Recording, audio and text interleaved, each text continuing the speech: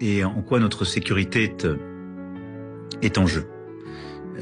Et comme je vous l'ai dit, je commençais par là, mais vous m'avez apparemment pas entendu au début de l'échange. Au fond, les cartes disent parfois mieux que beaucoup de choses. Cette carte, c'est celle en effet de l'Ukraine. Vous la voyez. Les zones assurées, ce sont celles que la Russie a conquises dès 2014. C'est sa première guerre d'agression. Ensuite, on a eu les accords de Minsk. La France, d'ailleurs, a été chargée de son suivi avec l'Allemagne. Et ça a été un cessez-le-feu, des discussions politiques. Et nous espérions, et nous avons vraiment produit beaucoup d'efforts pour que les choses se stabilisent. Et ce qui s'est passé, c'est qu'en février 2022, lundi, ça fera 3 ans jour pour jour, la Russie a lancé une guerre d'agression. Elle avait massé des troupes tout au nord et à l'est de l'Ukraine, des centaines de milliers d'hommes, et elle a envahi. Elle est d'ailleurs descendue jusqu'à Kiev, on l'a oublié aujourd'hui. Février 2022, la Russie nous dit on va mener une opération spéciale, ça durera 3 semaines, on va envahir l'Ukraine. Alors 3 ans après, c'est un échec de la Russie, parce qu'elle ne l'a pas fait. Elle a commis le pire et des crimes de guerre terribles à Boutcha, mais l'Ukraine, par la bravoure de ses soldats, son organisation a complètement repoussé au nord du pays. Et depuis 3 ans, on a en effet la guerre dans cette zone que vous voyez, qui est en rose un peu plus foncé. Et ce qui est limité en jaune là, eh bien, c'est ce que la Russie veut conquérir en quelque sorte. Et donc vous voyez que depuis 3 ans, c'est sur un petit, au fond, théâtre de jeu que les choses se passent. Mais cette guerre est terrible parce qu'elle fait depuis 3 ans, en ce moment même, environ 1000 morts par jour sur le théâtre d'opération. 1000 morts par jour, de part et d'autre. Ce qui fait 1000 morts et blessés, par jour, de part et d'autre. Ce qui fait que, depuis le début de cette guerre d'agression lancée par la Russie, on a environ 1 million de morts et de blessés au total. Donc le bilan humain, vous le voyez, est colossal. Alors nous, dès le début, qu'est-ce qu'on a fait ? On a sanctionné la Russie parce qu'elle a lancé cette guerre d'agression, elle respectait pas le droit international, elle nous menaçait. On a tout de suite réagi dès le lendemain. Et puis on a aidé l'Ukraine. Mais on s'est toujours donné une règle. Aider l'Ukraine à résister, mais nous ne sommes pas partis de cette guerre et on ne veut pas d'escalade.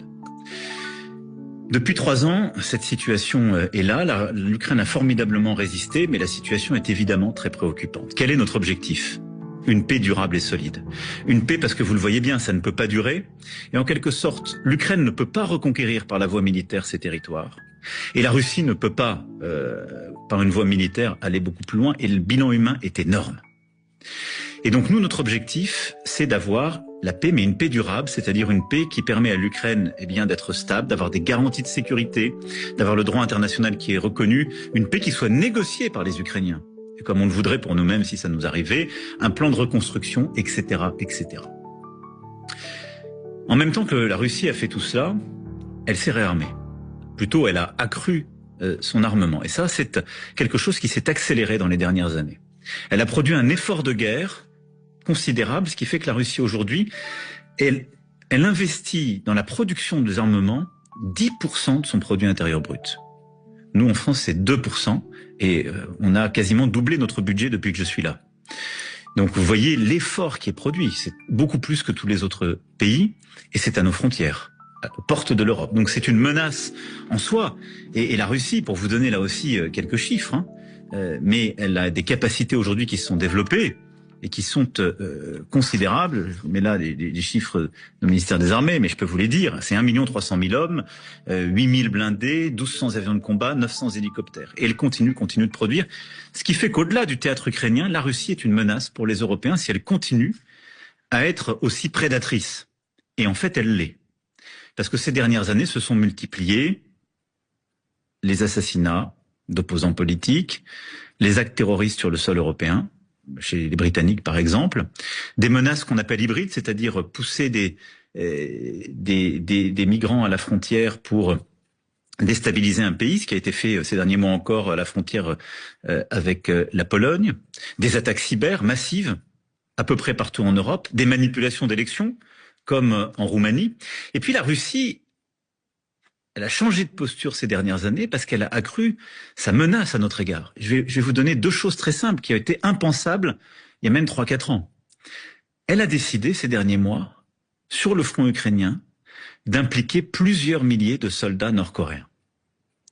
Et ça, c'était impensable pour nous, mais c'est arrivé. Et donc, elle a de fait mondialisé ce conflit.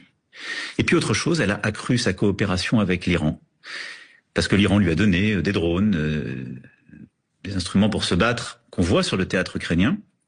Et en même temps, elle a aidé l'Iran à s'équiper, s'armer, et elle a aidé l'Iran dans son programme nucléaire. Et ça, c'est très grave pour notre sécurité et la sécurité de beaucoup de nos amis. Donc au total, une guerre terrible, c'est la responsabilité de la Russie. Une Russie qui a accéléré son réarmement et son agressivité, qui est une menace pour nous. Et qu'est-ce qui s'est passé ces derniers mois?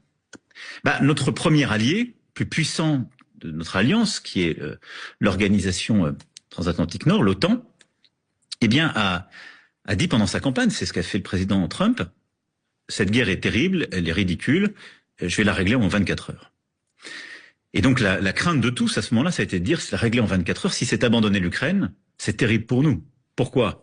Parce que ça veut dire que le droit international n'est plus respecté sur notre continent, ça veut dire que c'est une défaite stratégique vis-à-vis de la Russie, pour les Européens et pour les Américains, et ça veut dire que la Russie prendrait en plus possession d'une grande armée de l'Europe, l'Ukraine, et puis pourrait aller encore plus loin et serait inarrêtable.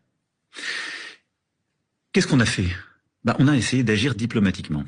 Dans ce bureau même dont je vous parle, au mois de décembre dernier, j'ai reçu le président Trump et le président Zelensky pour qu'ils puissent se parler et pour convaincre le président Trump en lui disant « On veut la paix, on pense comme vous.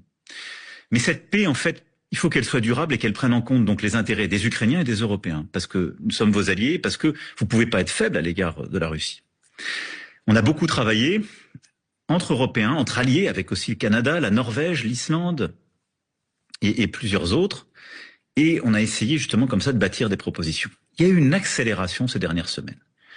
Reprise des contacts directs entre la Russie et les États-Unis d'Amérique, des propos qui ont parfois inquiété, un doute sur le soutien durable des États-Unis à cette alliance et à sa présence en Europe.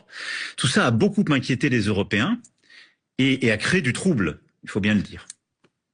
Et c'est pour ça que nous nous sommes activés, que j'ai réuni ici plusieurs Européens dès lundi, que j'ai parlé à tous les autres Européens, des non-Européens aussi alliés, je vous le disais, les Canadiens, les Norvégiens, les Britanniques évidemment, les Islandais, et que j'ai ces derniers jours ainsi consolidé les choses, et puis parlé aussi à plusieurs reprises, et au président Trump, et au président Zelensky, que j'aurai d'ailleurs tout à l'heure à 20h. Et au fond, quel est notre objectif? Il est très simple. Premièrement, on doit tout faire pour remettre en quelque sorte la discussion sur le bon rail. Et au fond, nous voulons la paix. Mais on ne veut pas un cessez-le-feu qui soit une capitulation de l'Ukraine. Parce que ça, c'est dangereux. Et ça, on sait que ça conduirait à une Russie qui va plus loin. On l'a déjà vécu. Moi, je l'ai vécu. J'ai eu à le suivre. Donc, on veut les conditions, une pression suffisante, une exigence à l'égard de la Russie et de l'Ukraine pour que on ait une paix durable, qui soit compatible avec le droit international, qui ne soit pas négociée sans les Ukrainiens, parce que c'est pour eux, où les Européens soient autour de la table, parce que c'est notre sécurité collective, et qui nous donne des garanties solides pour l'avenir. 2, nous, Européens, on doit augmenter notre effort de guerre. Pourquoi? Parce qu'il y a du doute, il y a du trouble, parce qu'on a cette situation d'accélération et de la menace russe, et puis on a aussi des États-Unis d'Amérique qui nous disent, et il faut l'entendre, on a trop payé pour vous, on veut que vous preniez plus votre part du fardeau. Et nous, on a aussi d'autres priorités géostratégiques, la Chine et ailleurs. Et donc là-dessus, on peut en quelque sorte s'entendre avec les Américains. Alors nous, Français, en vérité, on l'a déjà fait, on est l'armée la plus efficace d'Europe. On a beaucoup réinvesti, comme je vous l'ai dit, ces dernières années, depuis que je suis président. Puis on a fait des choix historiques. Nous, on a la dissuasion nucléaire, ce que n'ont pas les autres en Europe. Les Britanniques l'ont avec nous, mais ils sont plus dépendants des Américains. Et nous, dans toutes les capacités du jeu, on est vraiment indépendants. Mais nos partenaires européens ont progressivement réinvesti ces dernières années, mais pour beaucoup, dépendent encore des Américains. Et donc, au fond, premier objectif, bien négocier pour une paix durable en Ukraine et défendre nos intérêts. Deuxième objectif pour nous-mêmes, on doit monter la posture, on doit dépenser davantage, mieux, en Européens ensemble, et prendre très rapidement des décisions, au niveau national et européen, pour avoir une Europe plus autonome, plus forte, parce que c'est notre sécurité qui est en jeu. Voilà, ça c'est l'objectif du moment, des prochains jours pour l'Ukraine, mais dès maintenant on doit accélérer. Ce qui fait que, et c'est pour ça que je voulais aussi que les forces politiques soient conscientes de cela, je voulais vous en parler, on va avoir des initiatives diplomatiques à prendre, un plan à vraiment concevoir avec les Ukrainiens, avec l'ensemble de nos partenaires européens et alliés, C'est ce plan qu'on va discuter aussi avec les Américains pour essayer de bâtir cette paix solide et durable avec les Ukrainiens autour de la table. Et puis, on va devoir faire des choix. Et donc, au fond, le message que je veux vous passer, c'est qu'on rentre dans une nouvelle ère. Ça avait déjà commencé, en vérité, depuis plusieurs années, progressivement, parce que ça fait une quinzaine d'années que les États-Unis d'Amérique nous disent à plusieurs reprises, nous ne sommes plus, vous n'êtes plus notre priorité. Et je respecte cela. Il y a eu la période de pandémie où on a vu parfois aussi des moments où notre dépendance nous coûtait. On l'a vécu depuis 2022 où il y a quand même eu un sursaut européen sous présidence française, à Versailles en particulier, au sommet qu'on avait fait. On rentre dans une nouvelle ère. On n'est plus sûr d'avoir ce qu'on appelle les dividendes de la paix, ce que nos aînés, nos grands-parents ont eu. C'est-à-dire un monde en paix où on pouvait, en quelque sorte, réfléchir pour nous-mêmes dans un monde où il n'y avait plus de risque. Le risque est là. Et donc, ce qui veut dire que nous, Français, on a une armée forte. Je vous l'ai dit, c'est la plus efficace d'Europe. Et on y a passé beaucoup d'énergie, de temps, et on y a mis beaucoup d'argent ces dernières années. Et on a des femmes et des hommes extraordinaires qui sont engagés. Mais on rentre dans un moment où on va devoir, en quelque sorte, avoir encore plus de force d'âme et lever la posture en raison de tous ces risques. On va devoir réinvestir encore plus, Français et Européens. Et on va devoir renforcer notre défense et notre sécurité. C'est pas que les armées, c'est renforcer notre sécurité cyber, renforcer notre sécurité sur nos réseaux sociaux, nous protéger des interférences et des attaques, renforcer en quelque sorte notre force d'âme comme nation et nous consolider et le faire pour nous-mêmes en tant que Français et le faire en solidarité avec les Européens parce qu'on partage les mêmes intérêts de sécurité. Et être ce pilier européen fort au sein de l'Alliance transatlantique qui j'espère restera unie. Mais c'est une nécessité. Voilà, je sonne un peu le tocsin ce soir, c'est pour ça que je voulais vous parler et puis répondre à toutes vos questions, parce que j'ai la conviction qu'on rentre dans une ère nouvelle. Et elle va nous imposer des choix. Et donc on va devoir aussi revisiter nos choix budgétaires, nos priorités nationales dans ce monde qui commence. Je vais maintenant plutôt répondre à vos questions. Je voulais un peu cadrer les choses et vous donner à la fois les informations et ma lecture des choses. Yeah, most people don't know this, but something called the algo model is one of the fastest ways to generate income in today's economy.